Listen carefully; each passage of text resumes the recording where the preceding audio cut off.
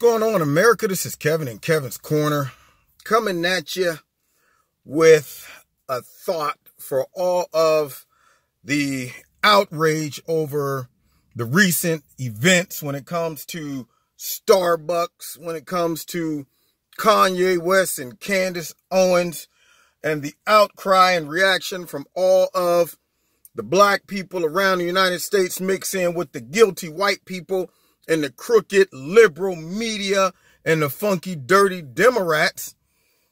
They are cruising for a bruising for a civil war amongst black people. And quiet as kept, it's well overdue, okay? Because for years, there's been all types of divisions within the black community, going back to slavery days when they say, you know what, to keep these people down, we have to make sure we create divisions amongst them. So they separate the light from the dark, and then you get this dark skin, light skin thing going all the way up until Wesley Snipes dropped New Jack City, and that's when dark skin became in, you know, and I suffered being a dark skinned brother growing up. It was persecution. I was walking around singing sad songs. Walking down the street, see a girl I like to meet, but I'm not high yellow. I'm black and I'm crispy, so all she do is diss me, because I'm not high yellow.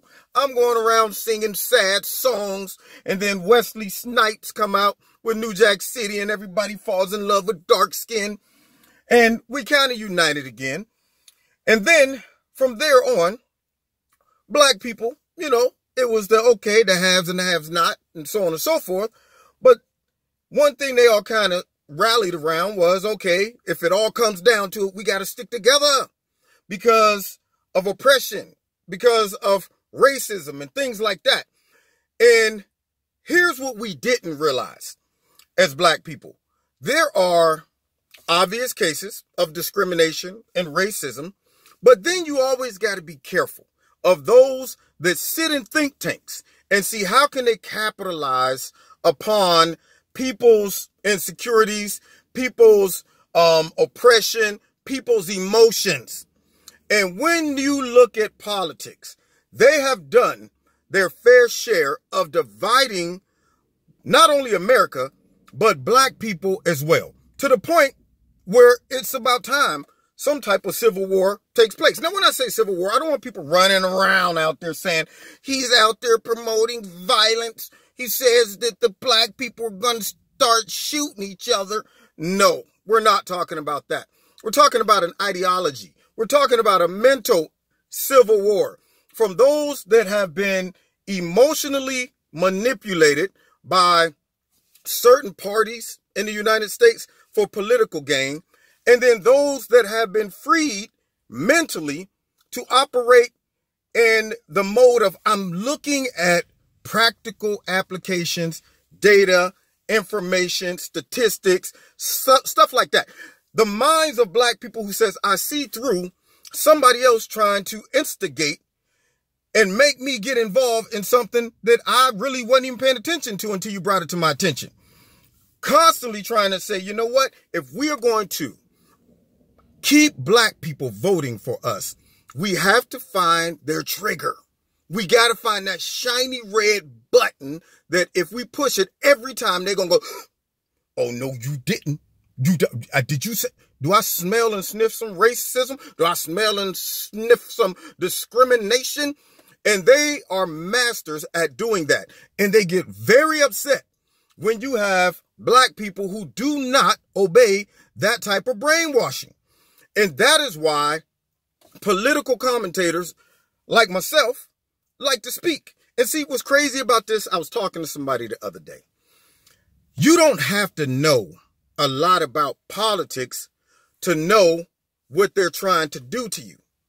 Now, black people, a lot of black people, I'm not saying all, a lot of black people do not really subscribe to a lot of political issues, or maybe even don't even understand it. If you are not the type of person that finds political literature like interesting, you're not going to say, you know what, I want to open up a law book and just start reading it. Okay, all right, it says here in the 13th century.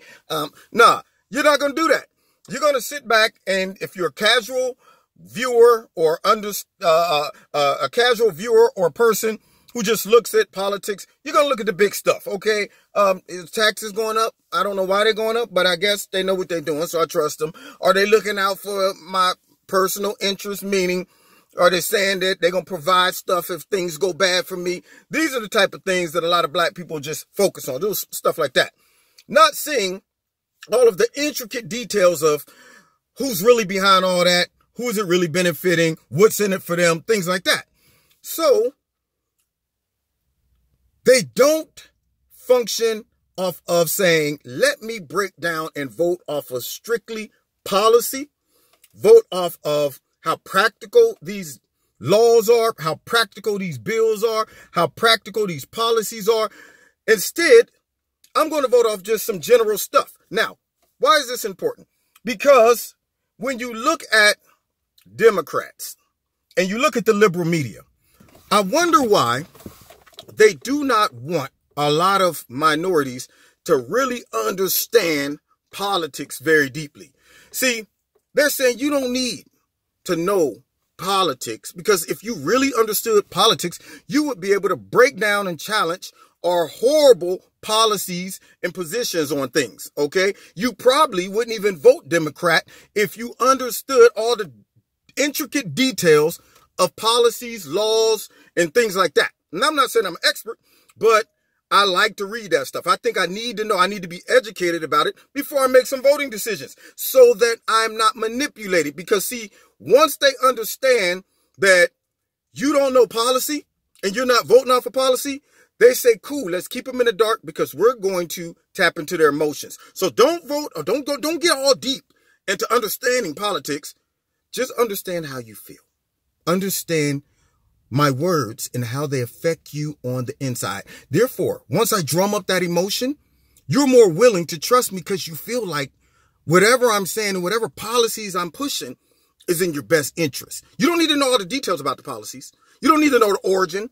You don't need to know the fallout and how it's going to impact the United States economically, how it's going to impact the black community. You don't need to know all that. Just know that when I start talking about social issues, okay, when I start talking about that, those are the things that when I tell you, you're being deprived, you're being attacked, you're being discriminated against, you're being persecuted. That's what I need you to focus on. Those aren't policies. Those are feelings. Those are emotions. And for the black people who says, I understand the game, you're trying to tap into our emotions, I'm looking at policies. They say, we don't like those type of black people, okay? All right, so we're going to get all the emotional black people riled up and make them attack the logical, practical black people who's looking at the policies. And it can see through our game plan.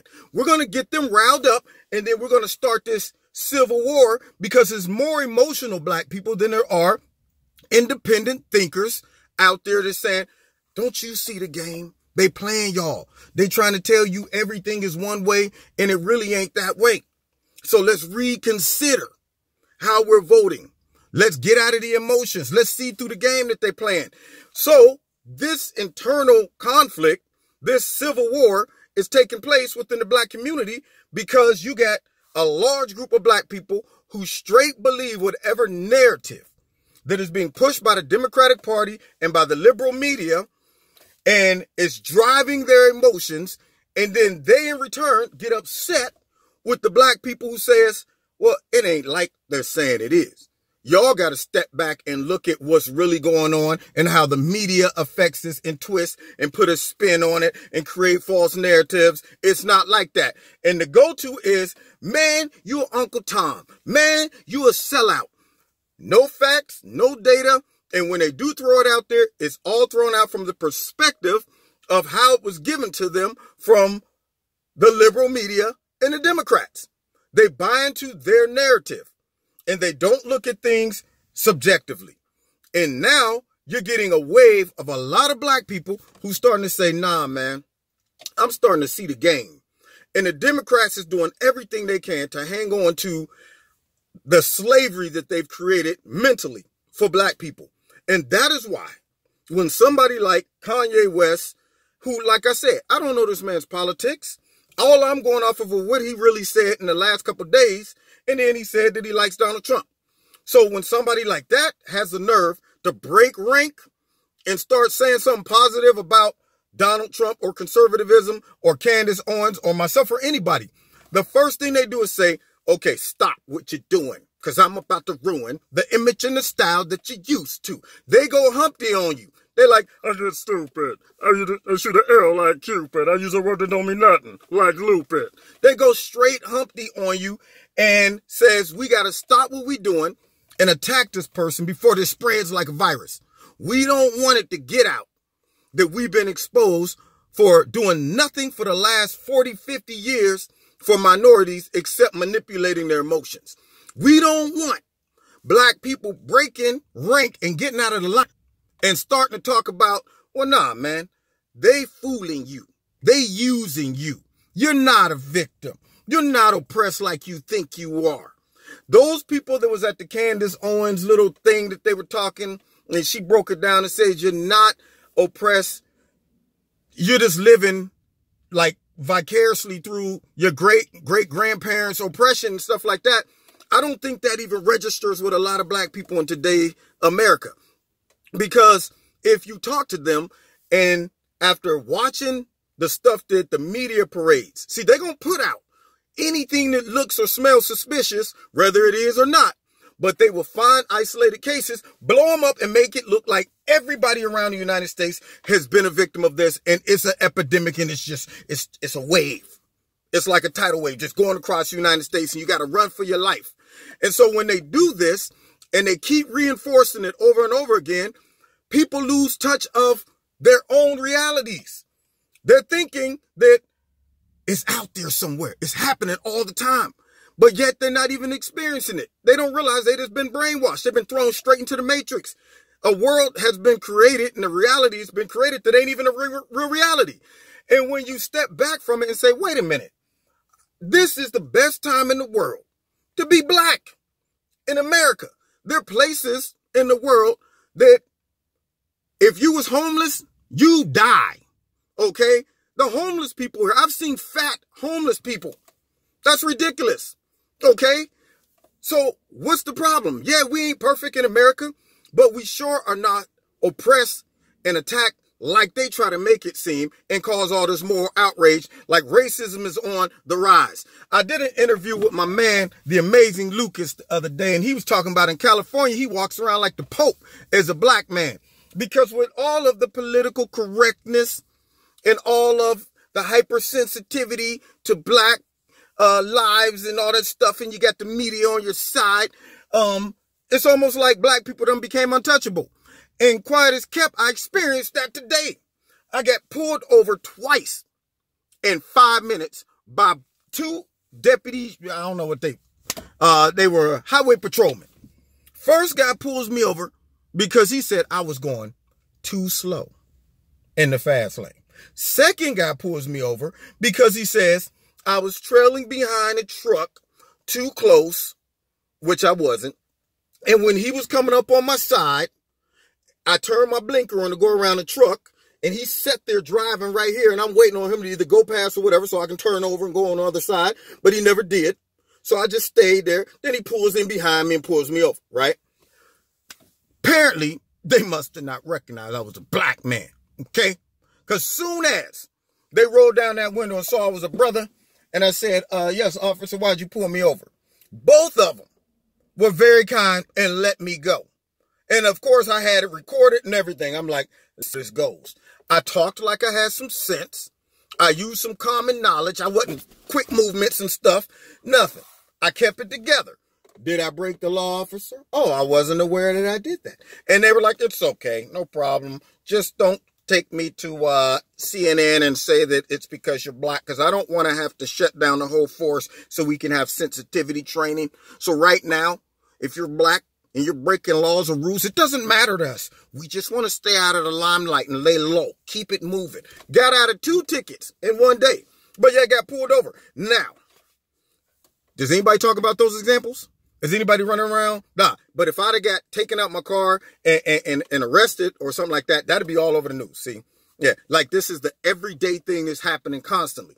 So what I'm saying to everybody is that when black conservatives start breaking rank and trying to bring this type of revolution, this mental revolution to the black community, it's not because they're trying to tell you to lick boots and trying to tell you that you don't have a right for injustice and you should just take it. If the man is abusing you and discriminating against you, keep your mouth closed. That is not what this means. It's simply saying, don't play the role of the victim. Don't run around looking for reasons to be sorry, because that's what people do. It's like, how can I find a reason to be sorry and make excuses for my life and the choices I've made and not deal with the fact that I'm the sum total of my own choices? What we're saying is, if real injustice takes place, yes, speak out. But don't be manipulated into thinking that injustice is always taking place for you individually and not being able to see that there are people who create storms. There are people that create diseases and sell you the cure. Meaning the Democrats, the liberal media will create all types of appearances of injustice and racism and discrimination and then come in and say, now we're here to save you. We're on your side. Therefore, vote for us and keep supporting the liberal movement. So you dig what I'm saying? You hear what I'm laying down on you? This is heavy stuff, man. Now I'm going to go ahead and cut this video short. But it's time for the revolution mentally. Okay?